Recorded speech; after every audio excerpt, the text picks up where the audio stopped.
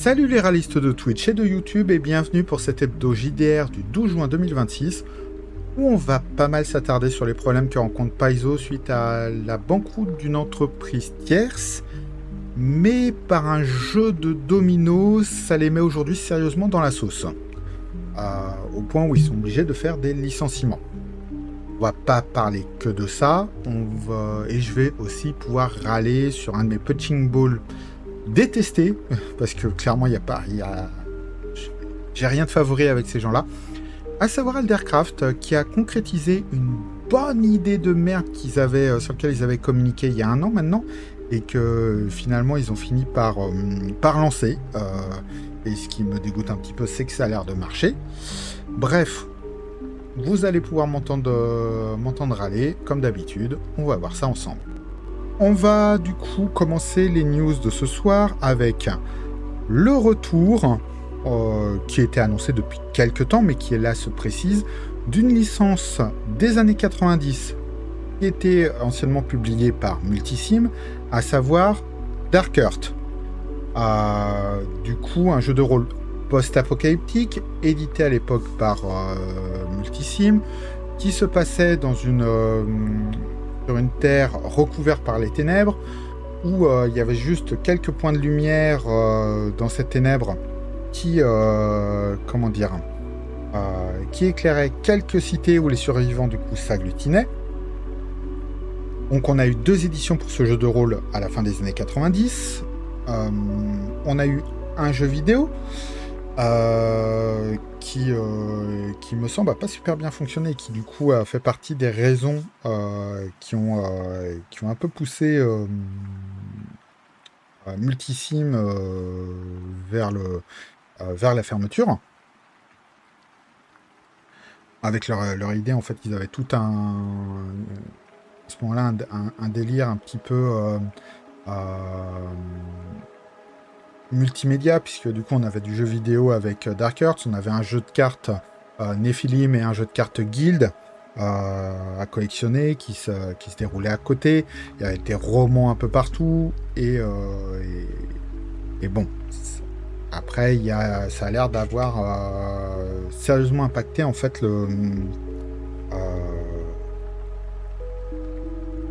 la situation de Multisim jusqu'à finalement sa fermeture. Donc après le très très gros succès du retour de Nephilim, on a le retour d'une autre licence donc de Multisim qui est Dark Earth, donc cet univers post-apocalyptique. Ça avait déjà été annoncé il y a un an. Comme je disais, aujourd'hui là on va avoir surtout en fait le financement participatif qui arrive bientôt. C'est prévu pour le 25 juin, donc dans 2 semaines. On n'a aucune information au-delà de ça. On ne sait même pas du coup est-ce que il s'agit d'une remise à plat de l'univers ou est-ce que c'est on reprend la première ou la deuxième édition du jeu de l'époque et on repart sur ça. Quel système, quel setting. Aujourd'hui, c'est vraiment le grand flou avec une chaussure noire. On a juste, voilà, cette page qui apparaît sur Livrium, qui est le site de financement participatif mis en place par les éditions Mnemos. Donc les éditions Mnemos, qui est la maison d'édition qui reprend visiblement les anciennes licences de Multisim, puisque c'est eux qui sont entre autres derrière la nouvelle édition de Nephilim. Donc Livrium, c'est leur boîte, leur plateforme de financement. Et ils ont aussi fait une petite vidéo pour lancer ça, sauf que le son est incompréhensible. En gros, on a juste plan séquence d'une femme là qui parle. Mais alors, je vous mets même pas le son, puisque de toute façon, même si je mettais le son à fond, vous n'entendriez rien. C'est une catastrophe. C'est le son de cette vidéo, qui pourtant, je suppose, a été fait par des professionnels, est moins bon que le son que je vous... que vous avez là sur mon stream avec mon Yeti et juste OBS, quoi. C'est... Voilà. Mais du coup, c'est juste pour annoncer que ça arrive bientôt sur Livrium. Et voilà, ça vous résume le fait que les ténèbres sont tombées sur la Terre. Il y a des, ce qu'on appelle les stélites, donc des villes où la lumière existe toujours. Et on va jouer donc des survivants dans ce monde de ténèbres. Donc, plus de renseignements, je suppose, le 25 juin, quand ça sera lancé. On va passer sur l'autre grosse news de la semaine. Alors, normalement, ça devrait être quelque chose qui aurait sa place dans le segment précommande et financement participatif de l'émission. Mais j'ai pas envie de leur faire de la pub. Il s'agit en fait du projet qui a été annoncé l'année dernière par Eldercraft de faire des jeux de rôle en partenariat avec le Hellfest. Du coup, effectivement, je ne vais pas mettre le lien ni dans le chat, ni dans la description de la vidéo sur YouTube. Si jamais vous avez malgré tout envie d'aller les soutenir, vous ferez vos recherches vous-même pour retrouver la page. Mais pourquoi effectivement ça me pose problème? Parce que le Hellfest, c'est bel et bien de la merde. Soyons clairs. Le Hellfest, donc pour ceux qui ne connaîtraient pas, pour les 2-3 du fond, c'est le plus gros festival de musique métal de France, qui aujourd'hui est l'un des plus gros festivals de métal d'Europe. Je crois qu'ils sont 2e ou 3e, si je ne dis pas de bêtises.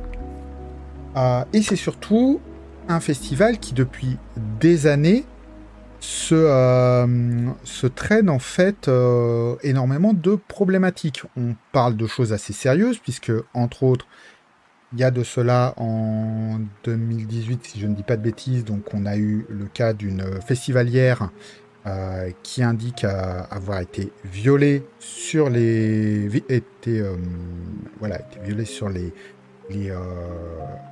lieux donc du festival, avoir cherché du soutien auprès de la direction, qui l'a envoyé chier en gros. À côté de ça, on a des... et c'est pas le seul cas, il y a des histoires d'agression sexuelle, d'histoires d'agression sexuelle sur les lieux du festival. Il y a le fait que le festival invite aussi donc des artistes accusés de néonazisme, d'agression sexuelle, de violence conjugale. On avait l'année dernière quand même un musicien qui a quand même été condamné pour le meurtre d'un homosexuel de 37 coups de couteau. Le festival, bien sûr, lui, se retranche derrière le... Alors, soit ils ont été condamnés, mais ils ont payé leur dette, donc il n'y a aucun souci, on est là pour faire de la réintégration, ou de sortir la carte présomption d'innocence. Ils n'ont pas été condamnés, on est perché, tout va bien. À cela s'ajoute le fait que le festival est aussi une catastrophe d'un point de vue écologique. Ça, on le sait depuis maintenant 2 ans. Que le Hellfest pompe énormément d'eau et a détruit complètement les terrains sur lesquels il se situait. On a des soucis d'exploitation des employés, avec des conditions de travail déplorables, et de détournement de fonds de la part du patron du Hellfest, pour lequel il a été condamné. Ça commence à faire beaucoup. Sachant que, pour revenir par exemple sur cette année, le fondateur du Hellfest promettait qu'aucun nom ne ferait polémique en 2026. Sauf que le festival qui commence donc dans une semaine, on a des artistes qui ont été accusés de viol, d'incitation à la haine raciale, adeptes de salut nazi, et ça juste pour cette année. Je vais évidemment vous remettre les liens vers les articles de Street Press et de Mediapart sur la question. Mais du coup, Eldercraft choisit de s'associer avec ce festival pour sortir une gamme de jeux de rôle. Sachant que voilà, Eldercraft, en parallèle, ils avaient aussi, on l'a découvert il y a quelques mois, accepté en tant que... comment dire que le financement de la part de Stéphane Marsan, qui l'ancien, enfin le cofondateur de Brajlon, accusé donc de sexisme, enfin de comportement sexiste et de harcèlement sexuel. Et histoire d'en rajouter une couche, en plus de tout ça, dans les jeux donc qui sont proposés, je ne vais pas vous faire le détail, encore une fois, j'ai pas envie de leur faire de la pub sur ça, mais il y a du coup un des jeux de rôle où on vous propose d'être des gestionnaires d'un festival de rock.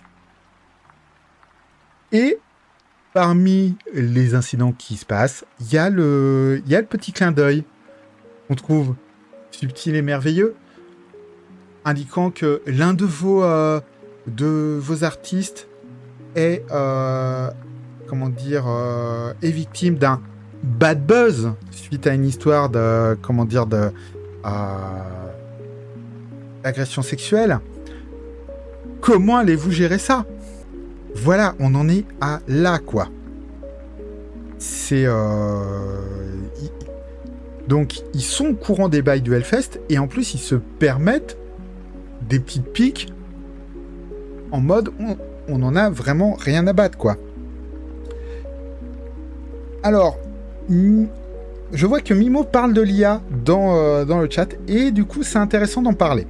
Alors, pour ce projet-là, Eldercraft annonce qu'ils ont choisi de ne pas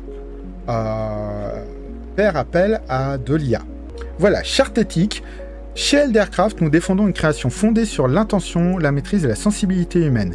Ces ouvrages ne contiennent aucune image générée par IA. Les œuvres de nos illustratrices et illustrateurs s'inscrivent dans le cadre d'une charte éthique publique et consultable sur notre site. Alors, je veux bien les croire pour le projet. Il s'engage à ce qu'il n'y ait pas d'IA sur le projet, donc Hellfest Apocalypse. Sauf que le coup de Eldercraft, nous défendons une création fondée sur l'intention, la maîtrise et la sensibilité humaine, c'est quand même du foutage de gueule, sachant que pour les actual plays qui étaient joués par fibre optique pendant un moment, ils utilisaient des illustrations générées par IA. Ils ont fini par abandonner parce que les gens leur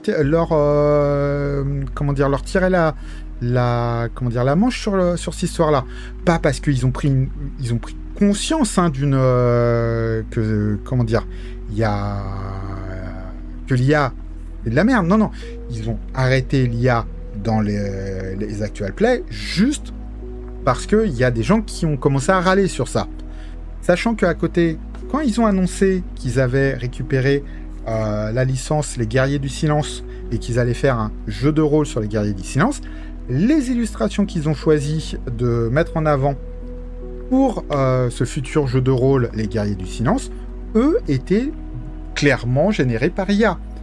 Donc le foutage de gueule chez Eldercraft, c'est une profession de foi. Donc Eldercraft, toujours des bonnes grosses raclures. Je suis assez pour les ignorer à l'avenir. On va du coup passer sur les news internationales et sur le gros sujet sur lequel j'avais envie de revenir ce soir, à savoir la situation de Paizo, qui est dans une situation compliquée suite à la faillite en fait de Diamond Comics. Alors pour cela, je me base entre autres sur un article de The Rascal, mais ça rejoint en fait des choses que je vous expliquais depuis plus d'un an, à savoir que le distributeur de Paizo pour Amazon a fait banqueroute et les stocks sont bloqués dans les entrepôts de ce distributeur et ça entraîne plein de problèmes en fait pour Paizo aujourd'hui. Donc on va lire l'article ensemble de The Rascal sur le sujet, ainsi que le communiqué du PDG de Paizo pour tenter de comprendre un peu la situation. Mais en gros, voilà, Paizo licencie 12 employés suite à la faillite de Diamond Comics. L'éditeur de Pathfinder et Starfinder cherche à relancer le commerce du livre, les productions syndicales atténuant le coup dur porté au personnel. On va voir que pour le coup, contrairement à d'autres éditeurs comme par exemple au hasard Wizard of the Coast Hasbro, ici les licenciements se font en partenariat avec l'organisme syndical qui a été fondé chez Paizo il y a 4 ans, si je dis pas de bêtises. Et que du coup, les conditions sont vraiment pas les mêmes que chez Wizard quand il s'agit de licencier des gens. Donc, Paizo Inc. a annoncé son intention de licencier 12 employés suite à la faillite douloureuse et complexe de Diamond Comics dans un message publié le 8 juin sur le site officiel de Paizo. Jim Butler, c'est ce communiqué-là dont j'ai envie de revenir plus tard dessus. Jim Butler, le PDG de l'éditeur de Pathfinder et Starfinder, a expliqué comment un an de conflit avec son ancien distributeur avait laissé d'autres choix à l'entreprise que de réduire ses effectifs. Butler a déclaré que la direction de Paizo s'est coordonnée avec le syndicat United Paizo Workers. Donc ça, c'est le syndicat qui a été fondé suite aux histoires de harcèlement et de problématiques qu'il y a eu il y a quelques années chez Paizo et qui, du coup, a très activement travaillé à l'amélioration des conditions de travail au sein de Paizo, donc sur les 4 dernières années, concernant le processus de licenciement en accordant un préavis de 20 jours aux personnes concernées et en proposant des solutions alternatives chaque fois que c'était possible. Selon Butler, les employés de Paizo pouvaient accepter volontairement un licenciement, sinon la procédure sélectionnerait l'employé le moins ancien de chaque unité opérationnelle concernée. Les licenciements devraient être finalisés d'ici la fin juin. Donc, on le rappelle, aux États-Unis, les préavis, c'est pas une obligation. Paizo a choisi quand même de leur laisser un préavis de 20 jours et ils vont avoir aussi des indemnités et la possibilité d'être réengagés sous 18 mois au même poste et en gardant leur ancienneté et ainsi de suite si jamais la situation de Paizo s'améliore au cours de l'année qui vient. La rédactrice Lynn M. Meyer a annoncé son licenciement ainsi que celui de Chase Snow, développeur de Paizo Society, et d'Arazagan, concepteur de Starfinder 2e édition. Rascal a contacté Paizo pour obtenir la liste complète des postes concernés, mais n'a reçu aucune réponse avant publication. Toute personne licenciée recevra une indemnité de départ minimum de 2 semaines, plus 1 semaine supplémentaire par année d'ancienneté. Paizo conservera également un droit de réintégration de 18 mois, c'est ça que je vous expliquais, permettant aux employés concernés d'être réembauchés à leur ancien poste si la situation financière de Paizo s'améliore et que l'ancien poste équivalent se libère. Donc on voit ici bien qu'il ne s'agit pas, contrairement à d'autres cas de licenciement pour faire plaisir à des éventuels actionnaires ou autres. Le but, ce n'est pas de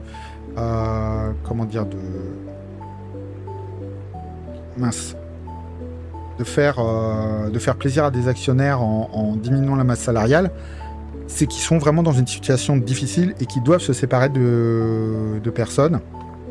Ces protections et garanties sont probablement dues au travail de sensibilisation mené par l'United Paizo Workers en faveur des employés de Paizo. Le syndicat s'est formé fin 2021, c'est ce que je vous expliquais, en réaction aux sous-paiements et aux conditions de travail difficiles au sein de Paizo et à une histoire de harcèlement aussi interne. Butler et d'autres dirigeants ont reconnu volontairement le syndicat peu après, contrairement à un autre éditeur de jeux de rôle sur table de renom, le petit tacle à Wizard of the Coast au passage. Et les deux parties collaborent depuis lors de manière constructive.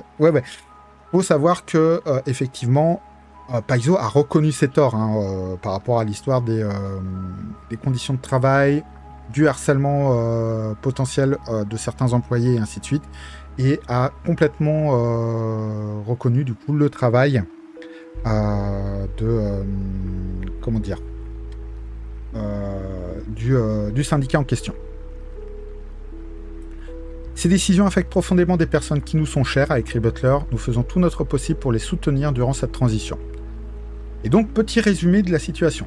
Diamond Comics a déposé le bilan début 2025 après plusieurs années de difficultés financières. JP Morgan Chase et d'autres créanciers ont saisi une part importante de l'activité et des actions de Diamond, notamment les stocks invendus d'éditeurs de jeux de rôle sur table tels que Paizo et Green Ronin Publishing.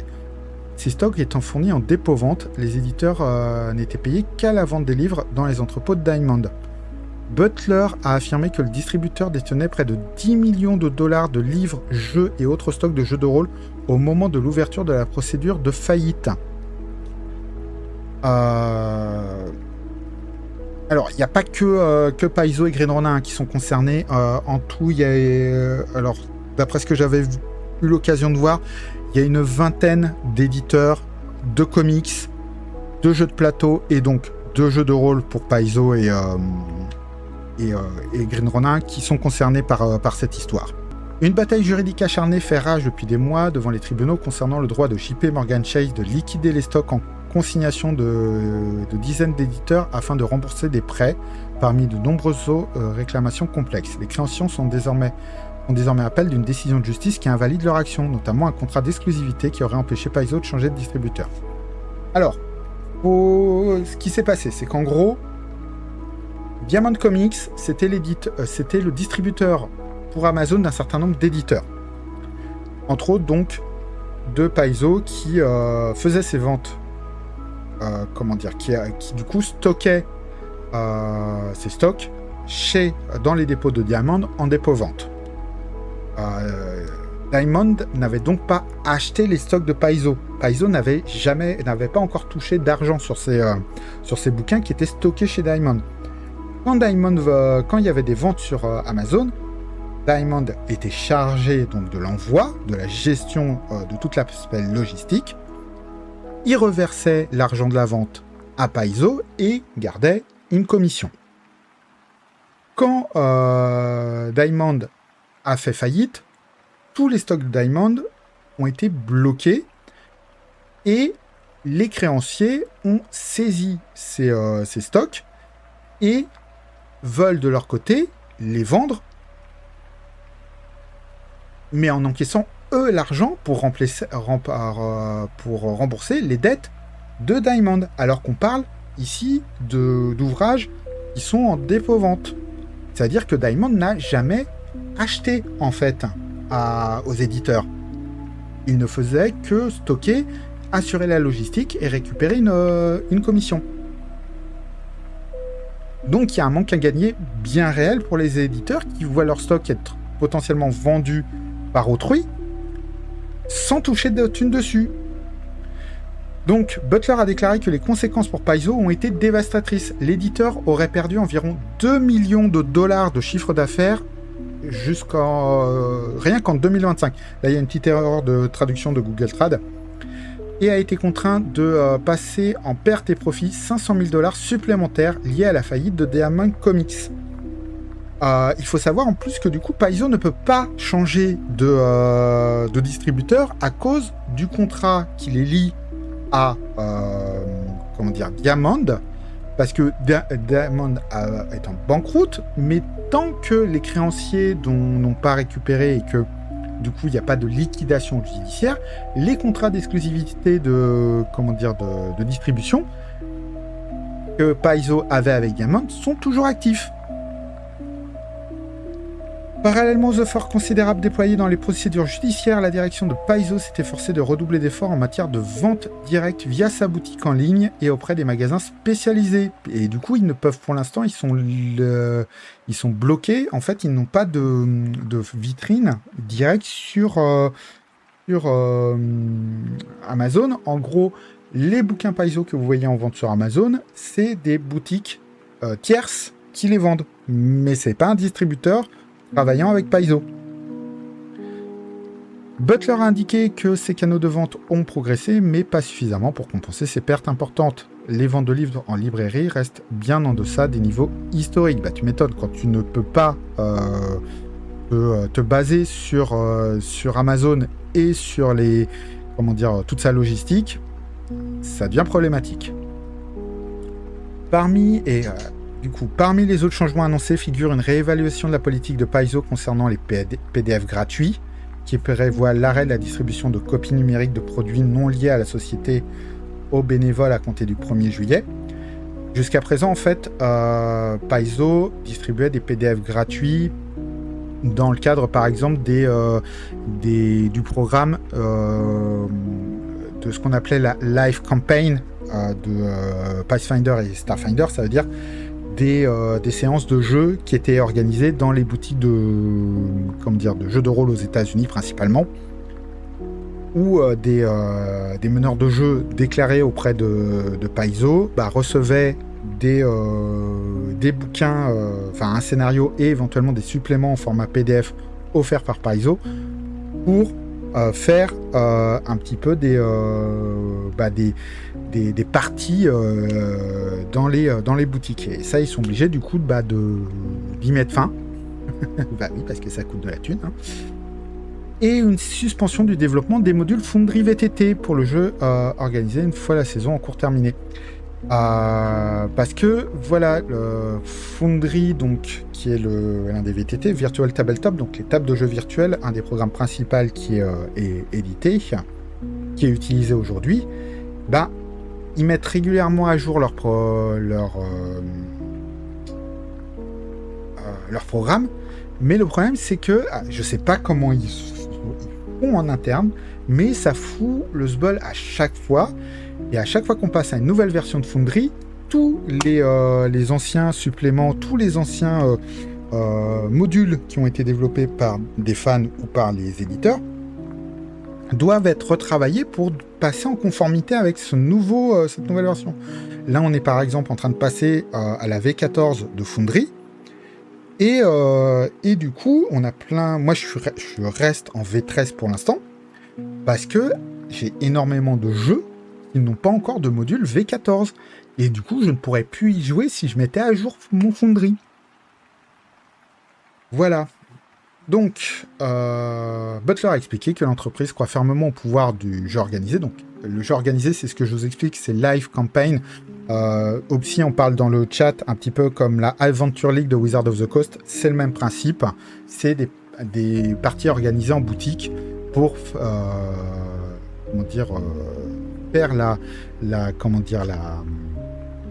pub en fait de vos jeux.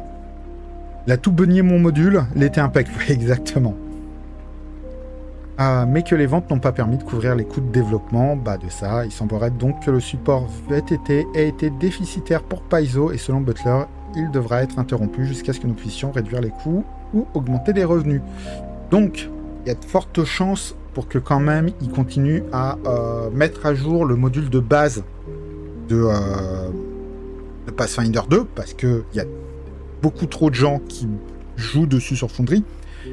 Mais jusqu'à présent, ce qui faisait la particularité de Paizo, c'était la qualité de leur module de campagne et l'intégration des suppléments dans les modules pour Foundry.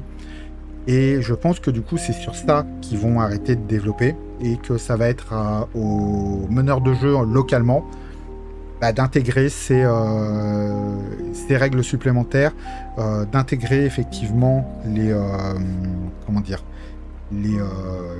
nouvelles règles, les nouveaux monstres, les nouvelles battle maps, plutôt que d'acheter un truc tout fait. Paizo collaborera désormais avec Independent Publisher Group pour la distribution des titres Pathfinder et Starfinder via les circuits traditionnels, mais la perte d'accès aux principaux détaillants américains sera probablement difficile à compenser. Cet accès avait permis à Diamond Comics de survivre malgré l'affaiblissement de sa capacité à assurer un service optimal à ses partenaires. Les ventes sont encore en phase de reprise, mais notre situation est meilleure qu'en 2025, a écrit Butler. Le rétablissement des capacités de production de Paizo prendra du temps et aura des conséquences pour les employés qui créent ces jeux. Mais Butler a conclu son annonce sur une note optimiste. La boutique en ligne Paizo, récemment mise à jour, oui, parce que avant le site de Paizo, il n'avait pas changé depuis 2008, si je dis pas de bêtises. C'était une catastrophe. Il a récemment, effectivement, ils ont refait la boutique. Elle est quand même beaucoup plus facile à naviguer, donc on espère que ça va jouer. Lancera dans les prochains mois un programme de vente directe permettant aux boutiques spécialisées et autres petits détaillants de commander l'intégralité du catalogue de jeux de rôle de Paizo. Butler a encouragé les joueurs souhaitant soutenir Paizo à consulter le site web de l'éditeur et a incité les boutiques de jeux locales à ouvrir un compte revendeur dès le lancement du service. Voilà, et du coup, alors, l'article de The Rascal est sous paywall, donc je vais pas vous le partager. Si vous êtes abonné à The Rascal, vous pourrez aller le voir directement. Je vais vous mettre du coup, par contre, le lien vers une news de World qui résume la situation. C'est cette news-là que je vais mettre dans le lien sous la vidéo sur YouTube. Et surtout, donc, on a la déclaration de Jim Butler, dont je vous ai résumé les grandes lignes. Et d'ailleurs, si vous voulez, du coup, il est un coup de main à Paizo. Sachez qu'il y a un supplément qui a été annoncé pour Starfinder, donc qui arrivera, si je dis pas de conneries, en octobre. C'est un supplément sur la technologie dans l'univers de Starfinder 2. Puisque du coup l'univers de Starfinder c'est de la space fantasy, donc on a de la magie, mais on a évidemment des vaisseaux spatiaux, des flingues laser et tout ça. Et du coup on va avoir un bouquin consacré à la technologie, et du coup avec deux nouvelles classes, à savoir le mécanique, en gros le mécano, et de l'autre côté, un technomanceur, donc un magicien qui contrôle les ordinateurs et les machines par la magie.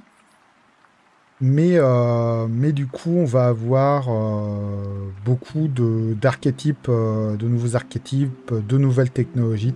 Ça va être un gros supplément de crunch, hein, soyons clairs. Et bon, je ne joue pas à Starfinder parce que voilà, trop crunchy, donc ça sera pas un supplément pour moi. Mais je sais que le jeu a assez fan, donc je vous mettrai bien évidemment le lien vers la page du produit dans la description de la vidéo. Bon allez, le petit point Hasbro Wizard of the Coast de la semaine, avec le lancement par Hasbro d'un studio du coup IA qui du coup, alors le studio donc n'est pas lié directement à Wizard of the Coast. Il s'agit d'un studio IA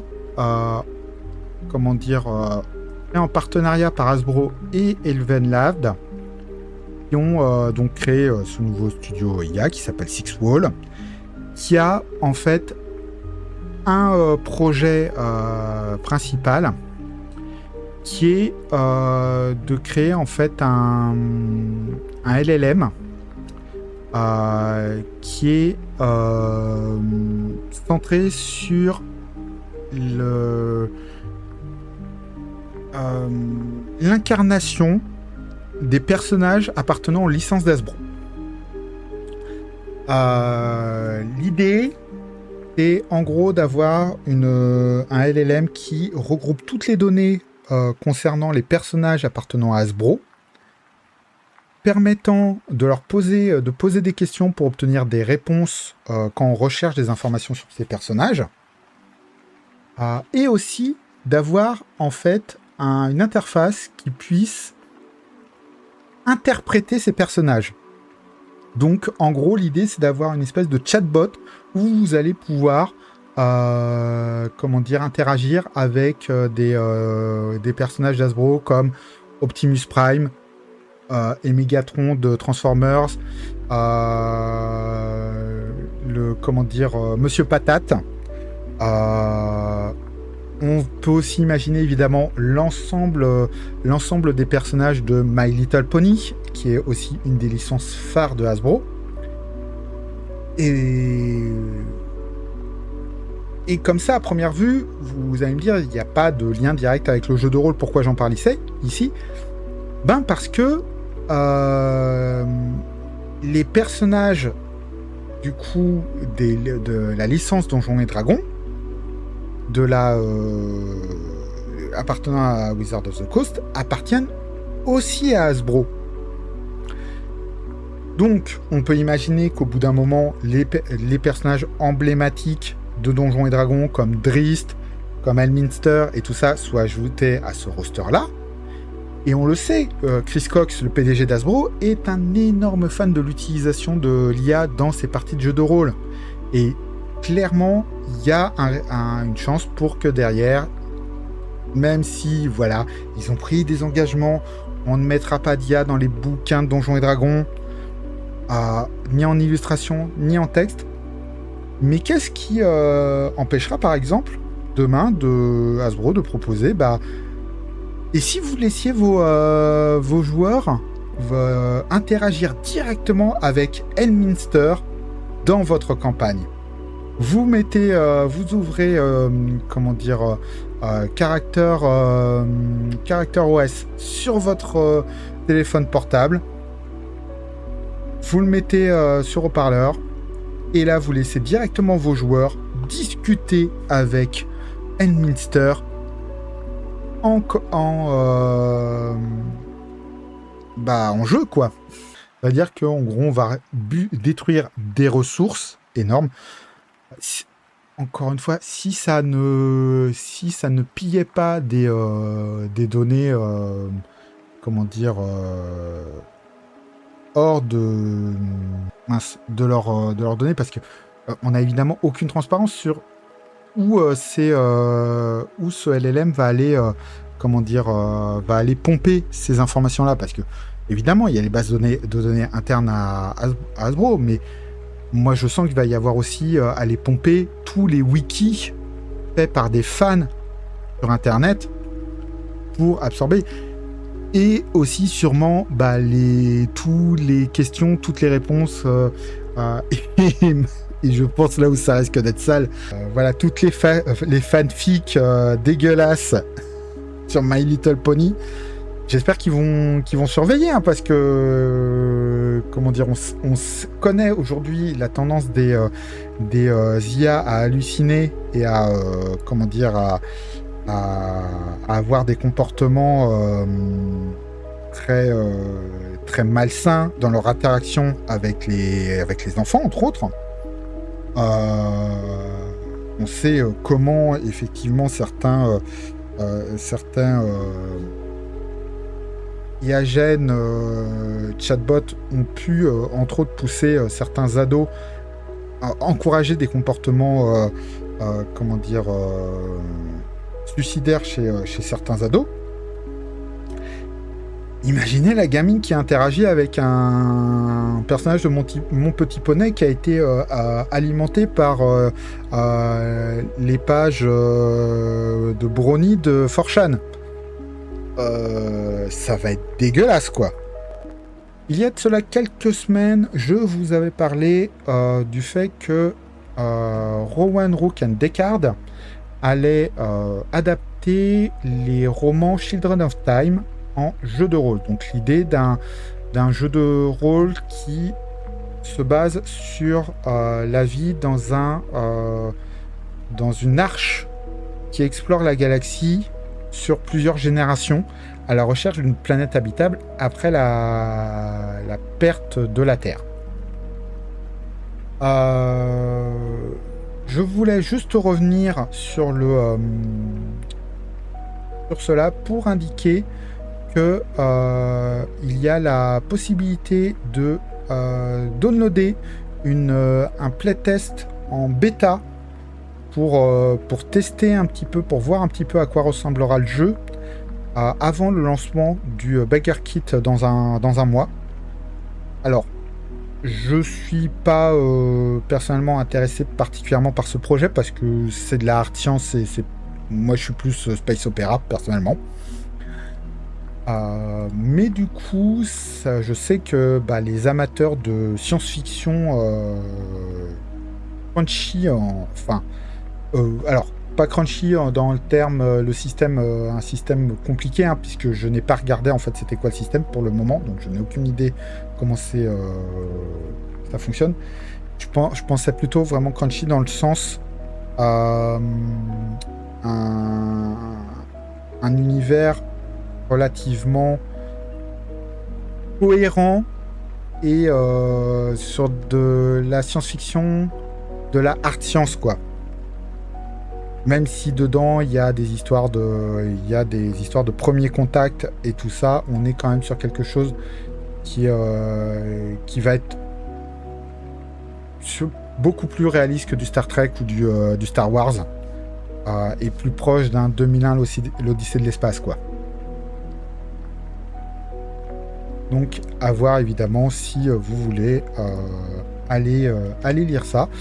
Et si vous voulez me partager votre avis, parce que du coup moi c'est pas du tout mon kiff, n'hésitez pas à me hâte quelque part pour me dire ce que vous en avez pensé. Autre news rapide, Onyx Pass, du coup le week-end dernier c'était la OnyxCon, donc c'est une convention virtuelle mise en place par Onyx Pass. J'ai pas encore eu le temps de rattraper toutes les annonces qui ont été faites lors de cette OnyxCon, mais il y en a une du coup qui a été relayée et que évidemment moi j'ai fait ding. C'est l'annonce d'une 3e édition pour Sion. Donc Sion, c'est le jeu de rôle où vous jouez des héritiers des dieux des différentes mythologies du monde. Donc ça peut être des enfants de Zeus, ça peut être quelqu'un qui a hérité, qui a été choisi par Horus pour le représenter sur Terre. Ça peut être un chat qui a été à qui Bastet a donné forme humaine pour lui permettre d'être son champion sur Terre. Bref, c'est un jeu qui, à la croisée de Percy Jackson et de American Gods, où on joue donc des représentants des dieux, des Sions, à notre époque, dans un univers où le surnaturel est connu et accepté. Il y a par exemple, en Islande, dans cet univers-là, il y a des réserves naturelles de trolls. Il y a des coins de la Grèce où on ne traîne pas trop parce que il y a des troupeaux de centaures qui y traînent. Le gouvernement chinois doit négocier avec la hiérarchie céleste pour faire passer les avions au-dessus de certains pics où traînent les palais des dieux et dragons. Donc on est vraiment sur un univers où le surnaturel n'est pas du tout caché, mais où il est suffisamment rare pour que les gens au quotidien n'y soient pas confrontés de façon continue. Et donc l'idée c'est de jouer des représentants des dieux des dieux des différentes mythologies dans cet univers-là. Donc il y avait une première édition qui était sortie au début des années 2000 chez White Wolf. Lorsque Onyx Pass a choisi de développer son propre système de jeu, donc le Storyteller... Attendez, parce que du coup je sais plus on en est à où. Dans les différentes gammes, le Story Pass, a développé son nouveau jeu, le Story Pass. Le premier jeu qui est sorti avec le système Story Pass, c'était Sion 2e édition, qui du coup était beaucoup plus jouable, beaucoup mieux foutu que la première édition de Sion, qui était une catastrophe chez White Wolf. Sauf que cette seconde édition de Sion, malgré ses qualités, on sentait que c'était le premier jeu qu'ils éditaient en interne avec leur propre système, et il y avait quand même pas mal de soucis de mise en page, d'errata et compagnie qui étaient pas top. Du coup, ils ont annoncé qu'une 3e édition de Sion arrive, cette fois donc basé sur le bouquin de base Story Pass Ultra qu'ils ont sorti, qui remet à plat complètement ce système de jeu qu'ils ont donc eu l'occasion de bien utiliser sur les 5 dernières années. Et du coup, effectivement,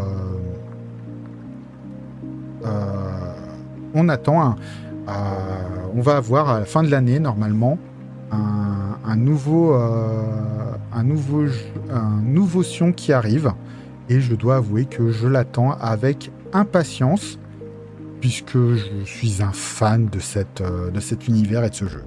Dernière news sur laquelle que je voulais vous partager avant de passer en fait au financement participatif. C'est malheureusement une triste nouvelle. Il s'agit du décès de John Blanche. Alors, John Blanche, qui nous a quittés donc le 1er juin dernier à l'âge de 77 ans, si je ne dis pas de bêtises, c'est ça. C'est... si vous traînez dans le jeu de rôle et pas que, c'est quelqu'un dont vous avez forcément vu les dessins. Son plus gros fait d'armes, on va dire, c'est d'avoir quand même créé l'univers graphique de Games Workshop. C'est-à-dire que ce soit Warhammer 40 000 ou Warhammer Fantasy, c'est John Blanche donc, qui a vraiment donné cette patte graphique à cet univers. Voilà, c'est vraiment un illustrateur qui est connu beaucoup pour cela, mais pas que. Je pense, entre autres, si vous avez été gros consommateur de livres dont vous êtes le héros dans les années 80-90, je pense entre autres à la série Sorcellerie, qui est extrêmement connue. Les couvertures et les illustrations internes des livres dont vous êtes le héros Sorcellerie, c'était John Blanche. On va du coup passer rapidement sur les financements participatifs avec du coup en français Eluvatone, qui est donc un projet porté par Agathe Édition. Il s'agit d'un jeu de rôle espagnol à la base, ou italien, je sais plus, attendez, Brancalonia, c'était espagnol ou italien? Italien, pardon. Donc on est sur un jeu de rôle italien qui a la particularité donc d'être un univers de Toon, mais de Toon pour adultes, puisque en gros c'est une espèce de New York des années 30 dégénéré, toonesque. Il n'y a pas d'humains dans cet univers, c'est que des toons. Et vous y jouez des gangsters dans du coup un univers de prohibition qui mélange l'univers des Looney Tunes avec les films de gangsters. Si le design graphique vous dit quelque chose, c'est normal puisque c'est le même illustrateur que que celui qui a fait la charte graphique de Cuphead, le jeu vidéo. Le jeu vidéo Cuphead. Et le système de jeu est basé sur un système de jeu de cartes. Il faut faire des mains de poker. Personnellement, c'est pas ma came. Le côté... Alors, le côté graphique me plaît beaucoup. Par contre, je ne me vois pas jouer du tout dans cet univers-là. Mais du coup... alors, il y a aussi le fait, je dois avouer, c'est édité par Agathe. Je suis pas le plus grand fan de cet éditeur.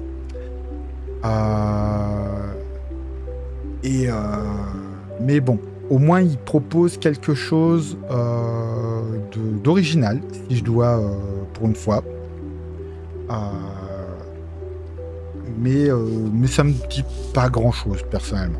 Ensuite, je voulais vous montrer un financement participatif pour vous montrer comment ne pas faire un financement participatif. Il s'agit de Olive of Fortune qui, du coup, ne nous présente que son concept. Et à part ça, démerdez-vous pour savoir ce pourquoi vous allez payer.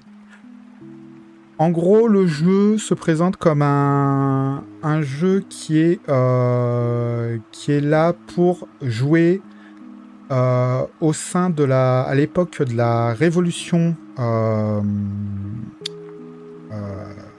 de la guerre d'indépendance américaine, où vous jouez en fait, qui est vu sous le biais de l'horreur surnaturelle. Et voilà à peu près tout ce que vous aurez comme info sur l'univers du jeu. Vous saurez que le jeu se passe à l'époque de la guerre d'indépendance. Vous jouez des personnes qui sont appelées des sorcières, des gens maudits, ce genre de choses, et qui du coup cherchent à défendre l'indépendance des colonies. Vous saurez que le système utilise des dés à 6 faces pour la plupart de ces jets. Voilà, vous avez une petite description du système de jeu. Que pour le surnaturel, vous utiliserez des cartes. Et c'est à peu près tout ce que vous saurez du jeu. Alors, pas du... Effectivement, tu dis JDR, format post-it. Non, le jeu a l'air d'être bien complet. Hein. C'est juste le financement participatif qui est pas explicite. Et je voulais en fait... Le jeu a un concept qui pourrait être intéressant, sauf qu'on a tellement peu d'infos pertinentes sur la page du Backer Kit que je ne peux décemment pas vous inviter à aller financer le jeu. Moi-même, je ne vais pas financer ce jeu-là. Alors que le concept de base, je le trouve intéressant, sauf qu'on a c'est tellement flou au niveau de ce que le jeu propose, au niveau de ce qu'il va contenir, au niveau de ses thématiques et de son système, que je peux pas décemment vous inviter à aller soutenir ce projet. C'était juste, si vous avez envie d'aller voir, je vous mets quand même le lien, mais sérieusement, je ne comprends pas, alors que c'est censé être leur 8e financement participatif à cet éditeur-là. Galerie TTRPG Queer. Oui, parce qu'en plus, c'est un éditeur qui met en avant qu'il a des auteurs et des autrices queer et racisés. Donc, en théorie, c'est quelque chose que j'aurais envie de soutenir. Sauf que non, là, je peux décemment pas, soutenir un projet qui est aussi flou et aussi peu détaillé. Et donc, le gros projet dont j'avais envie de vous parler ce soir, c'est Memory Core,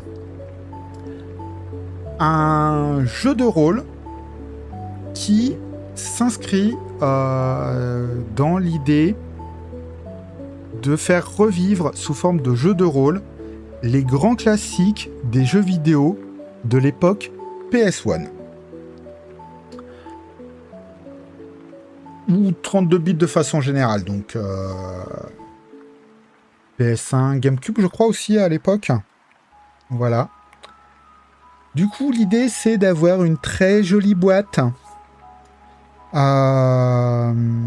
avec des espèces de boîtes de CD qui sont en fait autant de mini-jeux euh, qui, voilà, qui vont être autant de mini-jeux à jouer. Donc c'est fait par des gens qui ont quand même... Alors je connais pas The Queen Dilemma, par contre Wilder Fist, c'est le jeu de rôle pour faire du du pseudo Monster Hunter, où vous chassez des monstres qui devenus incontrôlables, et une fois que vous les avez chassés, vous pouvez les manger et acquérir une partie de leur pouvoir au lieu de crafter des objets à partir de leur carcasse comme dans Monster Hunter. Et Not the End, c'est un jeu de rôle généraliste, narrativiste, qui propose plein de bonnes idées, mais là pour le coup je vous mettrai le lien vers la vidéo qui a été mise en ligne par le podcast anonyme sur le sujet pour plus de détails. Donc 2 très bons jeux que je connais de leur part, un jeu que je ne connais pas, le Queen Dilemma, et du coup un gros projet où on va avoir cet ensemble de mini-jeux de rôle partageant. Donc on est là sur une première vague. Ils ont prévu si le projet fonctionne, d'en sortir d'autres. Mais il y a une première vague qui va contenir jusqu'à 6 jeux, utilisant un système et pensé pour être joué avec le moins de préparation à l'avance. Donc c'est basé en gros sur beaucoup d'utilisation. Excusez-moi. Beaucoup d'utilisation de personnages pré-tirés, de scénarios préconstruits, et ainsi de suite, avec tout, voilà, dans cette petite boîte. Et du coup, au niveau des univers qui sont proposés, on va avoir Solid State, qui est donc un Metal Gear Solid, soyons clairs. Espionnage tactique, gadget, un gameplay basé sur les gadgets, des boss qui trichent avec les règles. Blood-Song, qui va être du Metroidvania, donc clairement là c'est Metroid Symphony of the Night.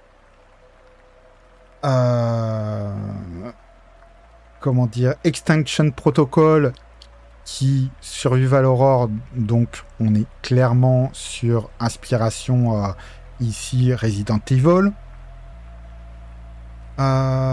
Final Tournament, c'est Tekken. Voilà. Overdrive Crew, qui est un jeu de course, donc là basé sur aussi sur du coup le fait de faire des courses illégales et des casses. Donc une espèce de mélange entre GTA et les les Need for Speed. Et Corboon Chronicle, qui est JRPG, donc soyons clairs, hein, c'est Final Fantasy 7-8 quoi. L'idée, ça va être de proposer du coup un jeu qui va être orienté vers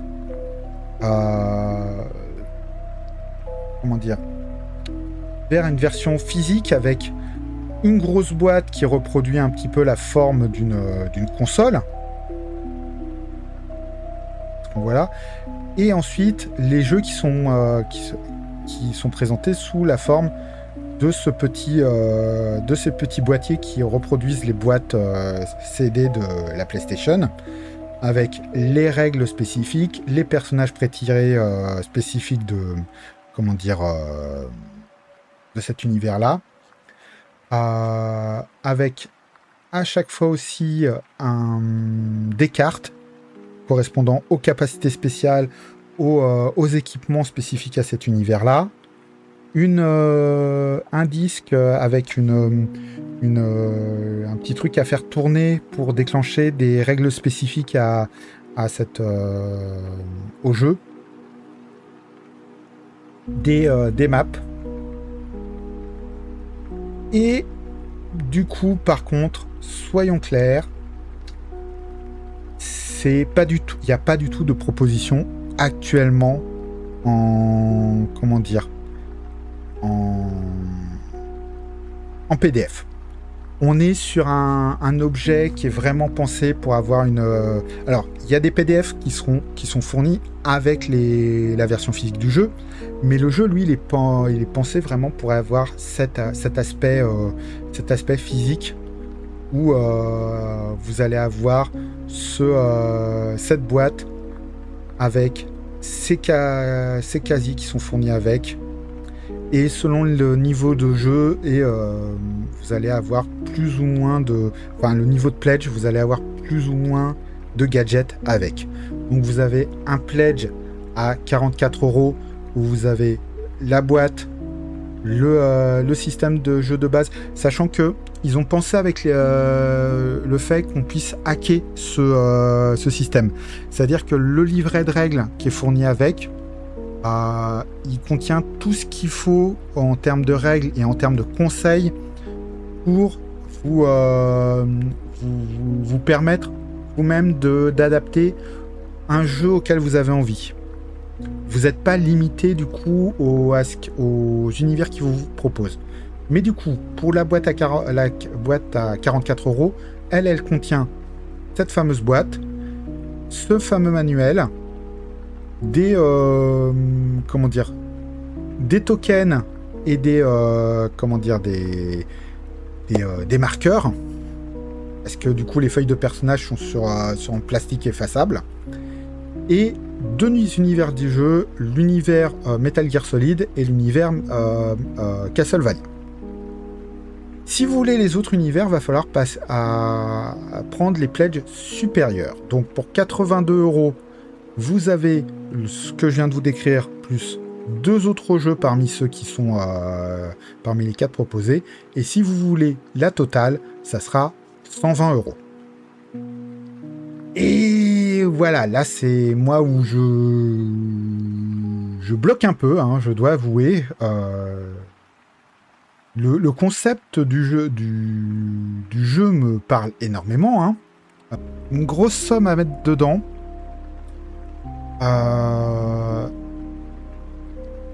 Et ouais, je sais pas. Je vais aller regarder. J'ai pas encore lu le petit manuel qu'ils ont mis à disposition pour permettre de se faire une idée du jeu. Et je dois avouer que le fait qu'il y ait aussi cet aspect, on vous fournit un livret de règles avec plein de conseils pour hacker le jeu. Je trouve et le customiser, je trouve ça quand même intéressant. Parce que du coup, même si au départ, les 6 univers présentés de base ont chacun leur propre personnage pré-tiré, leur propre scénario prêt à être utilisé, il y a vraiment cette idée on vous donne toutes les clés pour pouvoir développer ensuite votre propre le reste du jeu dedans. Et vous n'êtes pas limité à ce qui est dans chaque boîte. C'est intéressant, mais ça fait quand même... Moi, j'aurais tendance vraiment à vouloir la boîte complète, quoi. Et 120 €, ça picote. Même si, au final, c'est quand même plus ou moins 6 jeux en 1. Ils sont déjà largement rentrés dans leurs frais, hein, puisqu'ils avaient un objectif à 25 000 €. Ils sont déjà à 116 000, avec 800 backers. Et tout ça, c'est prévu pour arriver, en tout cas pour la version physique, en juin de 2027. Donc il y a il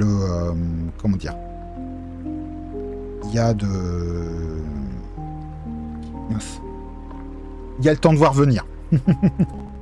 Bon, la dernière news que j'avais envie de partager avec vous, qui est du coup la sortie numérique de la semaine, c'est le fait qu'on a une version Mutant Mastermind de l'univers Valiant qui est sortie. Alors, bon, je me doute que dit comme ça a l'air pas forcément très compréhensible. Donc je vais vous décomposer ça. Mutant et Mastermind, c'est un des systèmes de jeux de rôle de super-héros les plus connus, les plus populaires actuellement. C'est du coup un système générique qui sert à développer votre propre univers de super-héros. Il y a un univers qui est présenté avec, qui est en plus je trouve très cool. Et vous avez eu aussi, pour la sortie de la 3e édition, le jeu de rôle DC Adventure, qui était donc l'adaptation de l'univers DC à un Mutant et Mastermind pour lancer cette 3e édition. Là, on a la 4e édition qui est en cours de financement participatif. Non, qui a été financé d'ailleurs, je suis bête, le financement il est terminé.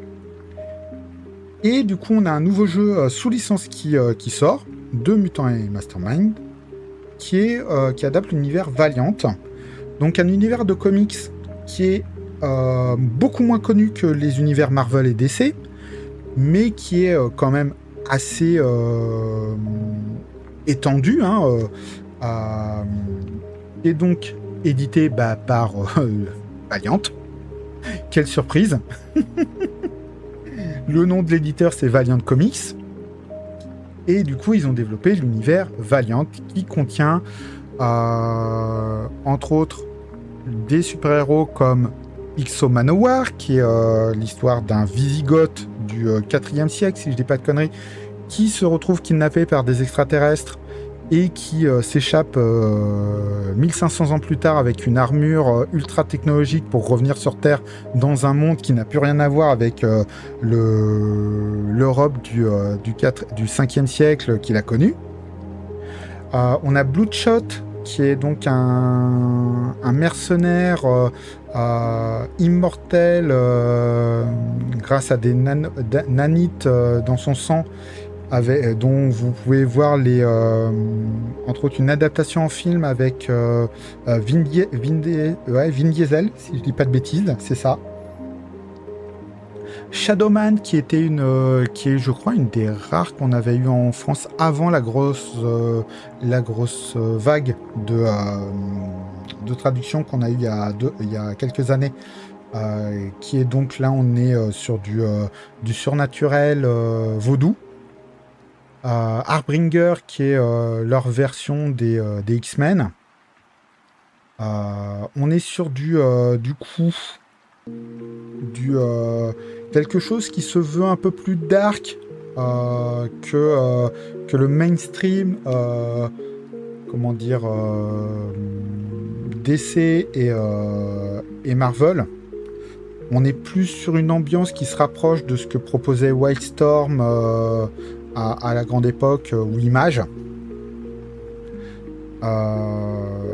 Donc moi personnellement je n'ai jamais accroché aux comics Valiant, donc je ne vais pas m'acheter ce jeu, mais je sais que c'est un univers de comics qui a pas mal de fans, et du coup si jamais vous cherchez un jeu de rôle qui adapte cet univers là, maintenant vous sachez que vous avez une version Mutant et Mastermind. Il y a déjà eu en fait un jeu de rôle Valiant qui est sorti il y a quelques années, il y a 5 ans je crois, mais qui du coup a pas du tout trouvé son public. Il me semble que le système était pas tip top, et effectivement là on a un système solide avec Mutant et Mastermind qui est là pour relancer, on va dire, le jeu de rôle dans l'univers Valiant. Bref, à vous de voir si vous avez envie de jouer à ce jeu. Mais du coup, juste pour vous donner une idée, le jeu de rôle, enfin le système de Mutant et Mastermind, on est sur un jeu de rôle très fourni en termes de règles, avec une résolution qui est très simple. C'est un des 20 plus une valeur contre une difficulté, mais avec tout plein de sous-règles, avec des dons à foison, des pouvoirs basés sur des effets qui peuvent en plus se combiner, se transformer pour représenter les différents effets d'un pouvoir. On est vraiment sur la partie très crunchy du jeu de rôle de super-héros, sans être sur un truc imbuvable à la Hero ou des jeux comme ça, ou GURPS. Ça reste quand même... faut savoir que vous allez avoir beaucoup de règles différentes, mais c'est très bien expliqué. Et surtout, Mutant et Mastermind avait l'énorme avantage d'avoir des vrais fans de comics comme auteur qui avaient une façon de décortiquer le médium qui était extrêmement intéressante. Je sais que Mutant et Mastermind, j'ai pris réellement du plaisir à lire les parties destinées aux meneurs de jeu parce qu'il y a vraiment une explication du fonctionnement des comics qui est extrêmement intéressante. À noter que du coup, effectivement, l'auteur principal de Mutant et Mastermind, Steve Kenson, il a écrit plusieurs jeux de super-héros, puisque du coup, il a fait Mutant et Mastermind, qui est le côté très crunchy. Il a fait Icône, qui est le côté, au contraire, plus narrativiste et plus léger. Il bosse aussi, si je me rappelle bien, sur le prochain jeu DC, DC Justice League Unlimited. Donc le monsieur était vraiment un très très gros fan. Donc c'était la grosse sortie de la semaine. Où là, j'ai résisté, je n'ai pas craqué, je n'ai pas mis mes sous dedans. Mais si vous faites partie des 3 fans de l'univers Valiant qu'on a en France, ça pourra vous intéresser éventuellement. Et du coup, c'était tout pour ce soir. Je remercie bien évidemment tous ceux et celles qui sont passés me rendre visite dans le chat ce soir. Merci Obsidienne, merci Cobal, merci Mino. Merci Altar d'être passé en coup de vent. Ça m'a fait très plaisir de vous voir. Merci évidemment à tous ceux et celles qui regarderont le replay sur YouTube. Comme d'habitude, n'hésitez pas à mettre un petit pouce, à mettre un commentaire, même si ce n'est qu'un emote pour aider au référencement de la vidéo, à partager celle-ci, bien évidemment, et à vous abonner à la chaîne ou à la chaîne YouTube ou à la chaîne Twitch. Et puis surtout, je vous dis à la semaine prochaine pour voir un petit peu les news qui seront sorties d'ici là. Je vous souhaite à tous et à toutes une très bonne soirée, une très bonne journée. Prenez soin de vous et de vos proches et jouez bien. Ciao!